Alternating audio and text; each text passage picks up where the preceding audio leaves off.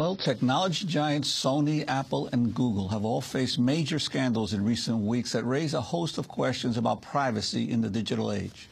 On Thursday, Sony CEO Chair Howard Stringer apologized for the first time over the PlayStation Network security breach that exposed the personal records of more than 100 million of its customers.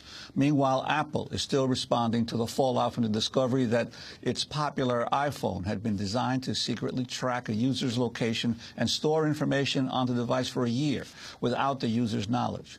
Earlier this week, Apple released new software which reduces the amount of time devices store location information. Google's also coming under scrutiny over a number of its products, including its Android system that tracks the location of smartphone users. Joining us now in Washington, D.C., Marc Rotenberg, Executive Director of the Electronic Privacy Information Center. The revelations in the last few weeks, let's start with iPhone, are quite remarkable. Yes, it is incredible, Amy. What we're learning is that the companies which have been collecting this very sensitive personal information have not been doing a particularly good job safeguarding it. And in some instances, the breaches are just without precedent. Sony's breach, for example, involves 100 million users of their network services. Can you explain exactly what it was that Apple was doing? Explain the program. Explain the information that iPhones have about where we go. Well, it gets complicated quickly, but in most simple terms, in the last couple of years, many people have recognized the value of locational data. And that includes, of course, users of these devices. You like to know where you are. Phones typically have now a GPS service, or at least smartphones do, that let you pinpoint your location. Now, that also has value to advertisers, because people would like to make restaurant recommendations for you based on your location. And about a year ago, when Apple was working on the development of its new software version that would enable these location-based applications, they gave some serious thought to the privacy implications. I think they did a partially good job. They wanted users to know that their data was going to be collected, the location data, and it was going to be transferred to these other companies that could use it for the apps. They put on some new switches on the device. They talked about the importance of protecting privacy. What they overlooked, however, was that the device itself was storing all of the information associated with the user's location. It was, in fact, building this gigantic table based on the Wi-Fi hotspots and the location of cell towers on which Apple is able to determine where, in fact, the phone is. Now, that information really should have never been collected. The story gets a bit worse, though, because the way it was designed, it was also getting backed up to the user's computer when he or she synced the device. It was being stored in an unencrypted form, which meant that anyone could pull it down. And when a couple of researchers just a few weeks ago realized this and also did a very clever data visualization, basically allowing people to see on a screen all the information that Apple had about them visually so that they could track the location of their device over the past year, you know, the alarm bells went off. And I think it really was a moment, a defining moment for the industry on these privacy issues. And were these being stored only on the actual phones and the computers, or were they also being transmitted in one way or another and stored by Apple itself?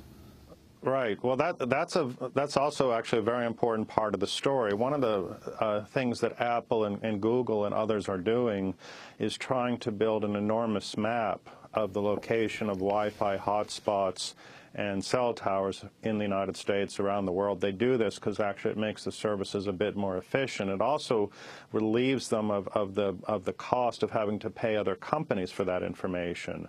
So they are simultaneously taking from the user the location data that the user's device is able to acquire, putting it in their own database so that they have a better picture of where all these hotspot devices are that allow their users to connect. Now, I think there's another privacy issue there that hasn't been talked about much, but also probably requires some attention. Some of those Wi-Fi hotspots can be, you know, commercial. They can be, you know, coffee shops and others that are offering to the public the opportunity to get online. Those are obviously public. I don't think there's a problem with collecting that data. But some of those Wi-Fi hotspots are actually the private residential routers that, you know, people set up in their home, basically a wireless network to connect an office, a kitchen, and a bedroom. I don't think most people would anticipate that that sort of information would be collected by these companies. But in fact, that's also been going on now for the last couple of years.